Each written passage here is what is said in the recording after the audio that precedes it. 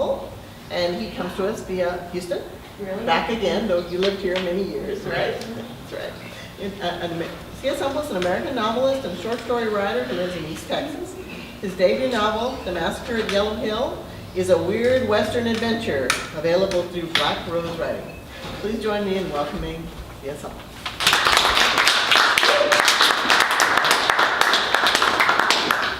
So it is always a pleasure to be able to do a reading with new acquaintances and old friends alike. So if you are here, thank you. Authors survive on the support that you give. And so I'm sure from both of us, thank you very much.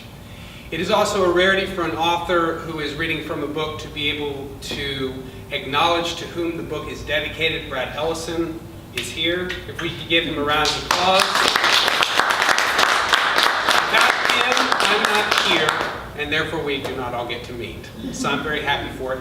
I'll be reading from the very first chapter of The Massacre at Yellow Hill, which, as she said, is my debut novel.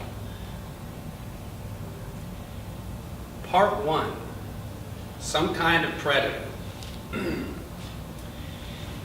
Jeremiah Hart stood over the body, tracing his eyes over long crimson valleys. The deep punctures along the man's shoulder expanded down the stomach into ragged lines where a bulbous sac and purple intestines spilled out onto the parlor table. Hart let out a low hum through the folds of his frown. He closed his eyes. The well-greased cogs of his mind were spinning. The hum, like a release of mental steam, chewed into the ears of the men standing at the opposite end of the table. His eyes opened. Like freshly minted pennies, they pounded the three men who studied their boots on the opposite side of what was left of George Miller. Charlie Gaithers clenched every hole south of his belt. He winced. His knee was all twisted up and swollen. He felt some kind of a heavy pop in the joint while pulling George from the mine. That didn't matter now, though. What mattered was that Hart wasn't happy. Jobs would get cut, and heads would roll with them. "Foreman," Hart said. "Yes, sir," Charlie said. "Please just fire me and let me go home," he thought. "Why did you bring this man's body out of the mine without consulting me or Sheriff Bailey?"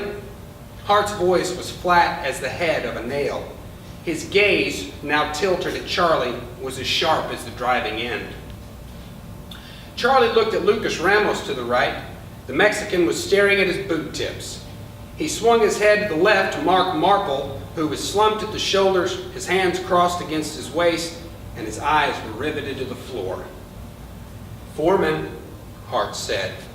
Charlie's head quaked. Well, sir." He swallowed hard.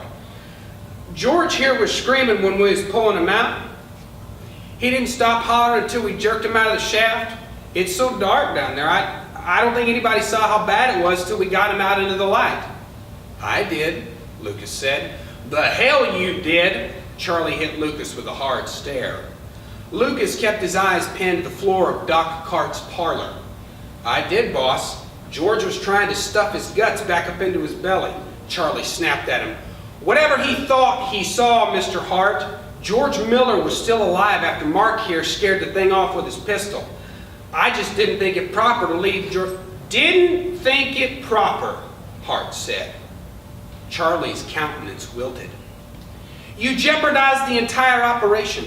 Months of work and tens of thousands of dollars pissed away because you were worried about what? Your manners?" Hart let the rebuke hang in the air. "You were the foreman.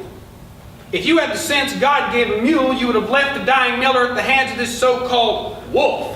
Every damn idiot knows a man is a lost cause with his belly spilled open. You should have been helping the rest of the men to safety. Instead, you rushed out of the mine, breaking several lamps, which burned half a dozen men trying to get out behind you." Hart's voice began to boil over. "Subsequently, the fire caught a gas pocket," he was screaming now, "causing an explosion that caved in a third of the main shaft." Charlie shook his head, ashamed for helping the wounded man. "I just reacted, Mr. Hart." "I don't pay men to react, Foreman. I pay them to dig. some to build, and just one fucking man out of 100 I pay to think, so that others will have a singular voice of thoughtful command when things go to shit. I'm sorry, Mr. Hart. Hart blew a hard snort out of his nose. Charlie, your uncle was one of the best men I ever knew. Alive. In the 10 years he served as my foreman, not one single motherfucking problem. Hart lied again. You've been foreman here for 3 months, and here at my very goddamn feet, Hart threw his palms up at the body on the table, I have a dead man, a whole mess of others singed to a crisp, and 2 months of work loss, and all you have to tell me is some bullshit story about a wolf hiding in the mine that ripped this poor bastard apart. Instead of acting like men, you all shit your britches and caused the biggest mining catastrophe since...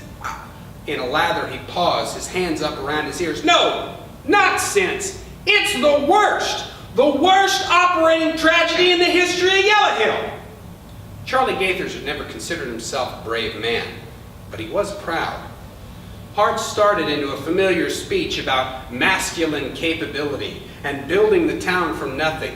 Charlie surprised all parties involved by cutting him off. All due respect, Mr. Hart, but it weren't no damn wolf in the mine. The boys who didn't see what happened, they started calling it a wolf, and I'm sure that's why you're doing it too. But that ain't what it was, sir. That ain't what it was at all. Hart's mouth hung open. The foreman had forgotten his place. Jeremiah Hart knew what to do with such men. I grew up on a sheep farm, Mr. Hart, and sir, I know what a wolf looks like in the dark. Hell, I know what it sounds like and how it acts. They don't hunt inside of mines. They don't walk on 2 damn feet, and they sure as shit don't do this to people. The wheels in Hart's mind began to spin again. A bear, then. Mark Marple, acting against his better judgment, said, I don't reckon it a bear, sir. Hart squinted at Mark. A bar? Yes, sir, Mark said, nodding his head up and down. A bar. Putting his fists on his hips, Hart said, what kind of accent is that? Hart stared at Mark Marple, waiting half a heart's beat for a response.